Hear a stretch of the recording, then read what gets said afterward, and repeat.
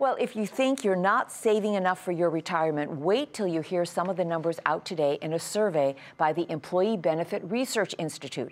Sharon Epperson joins us with the details. And Sharon, just how difficult is it to save for retirement? Well, a lot of folks just don't even think about it, and they don't plan for it, and they're increasingly more worried about it. The EBRI survey showed that 28% of folks say that they're not at all confident they're going to have enough money to retire ever. And now that is up from 10% in 2007, right before the financial crisis. So this is the highest level that they've ever seen in this survey for that level of no confidence in that zero confidence vote. And moreover, those who say that they're very confident, that number's not that high either. We're talking about only about 13% think that they're going to have enough money to retire. And a very large percentage of individuals have virtually nothing set aside, $25,000 or less, and a lot of them don't even have $1,000 set aside. Well, that's a big problem, of course, when you're talking about nearly 60% of people not having that much saved. And when you talk about how much their savings has fallen in terms of whether they're currently saving at all, only 57% are even saving at all right now, and that's down from 65%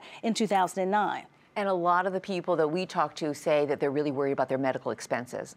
You know, am I putting enough money aside for health care? Do I have the right policy? And that, I think, has paralyzed some people. Nearly a third of folks don't think they're going to have enough for medical expenses in retirement. And then you have to think about the long-term care you may need as you age. And over a third say they're not going to have enough for that. Right now, I think what's really worrying people, though, is what they're facing right now. The job market, they're looking at their debt levels, and they're not even saving enough for right now. More than half of the workers surveyed and more than half of the retirees surveyed have less than $2,000 saved in case something happens in the short term. Sounds like a lot of people are banking on Social Security to cover their lack of personal savings. Exactly. Are they confident about Social Security or not? Well, they're looking at those numbers. They get those from the Social Security Department, knowing what they might get there, but they're not planning out for their overall retirement picture, and that may not be enough. That won't be enough for them. And the fact that nearly half of folks haven't even sat down with their spouse or done it themselves to figure out what they need, that's the greatest hindrance. Right. And those who have a better chance of reaching their retirement goals.